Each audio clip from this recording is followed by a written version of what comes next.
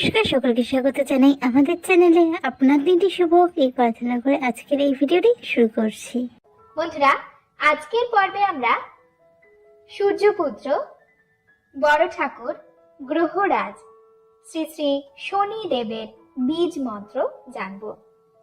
শনি দেবের বীজ মন্ত্র কেন পাঠ করা হয়, এই মন্ত্র পাঠ করলে আমাদের জীবনে কি কি পরিবর্তন আসতে পারে এবং শনিদেবের বীজ মন্ত্র কিভাবে পাঠ করব, কখন পাঠ করব, সকল কিছু নিয়ে আজকের পর্ব সাজানো হয়েছে।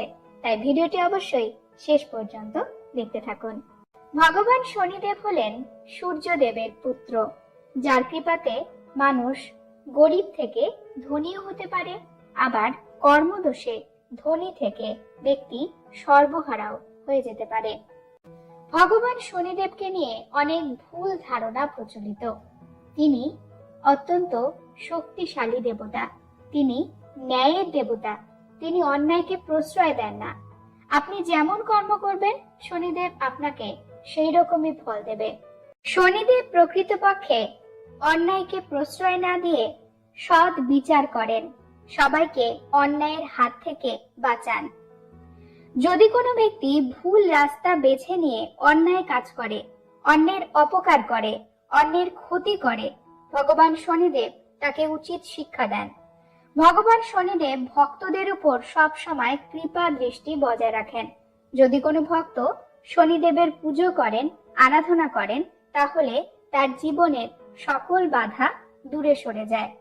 ভগবান শনিদেবের কৃপা দৃষ্টি তার ভক্তদের উপর সর্বদাই বজায় থাকে। ভগবান শনিদেবের বীজ মন্ত্র অত্যন্ত শক্তিশালী মন্ত্র।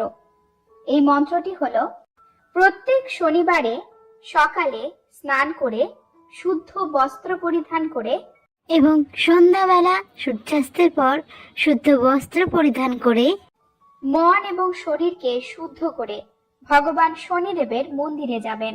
তারপর ভগবান শনিদেবের পুজোর সময় এই বীজ মন্ত্র 108 বার জপ করবেন। এই মন্ত্রটি এত শক্তিশালী যে আপনি খুব সহজেই ভগবান শনিদেবকে খুশি করতে পারবেন। মন্ত্রটি 108 বার জপ করবেন। মন্ত্রটি হলো, ॐ ह्रां ह्रीं ह्रौं सा शनैश्चराय नमः। ॐ ह्रां ह्रीं ह्रौं सा शनैश्चराय नमः। ॐ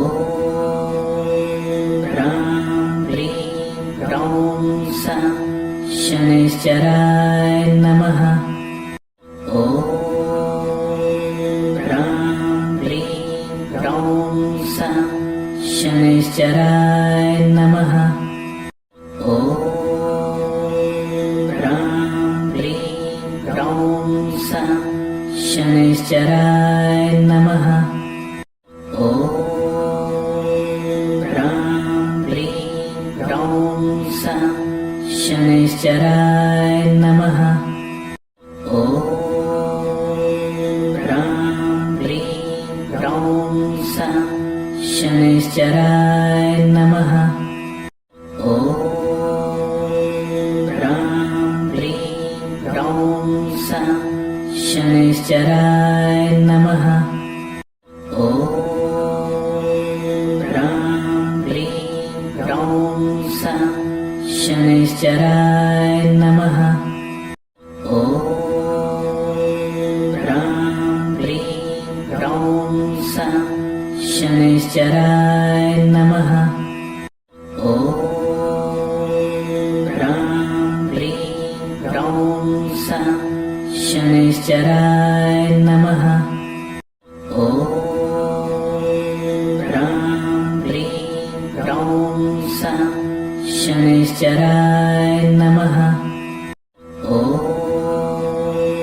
ह्रां ह्रीं ह्रौं सा शनैश्चराय नमः। ॐ ह्रां ह्रीं ह्रौं सा शनैश्चराय नमः। ॐ ह्रां ह्रीं ह्रौं सा शनैश्चराय नमः। ॐ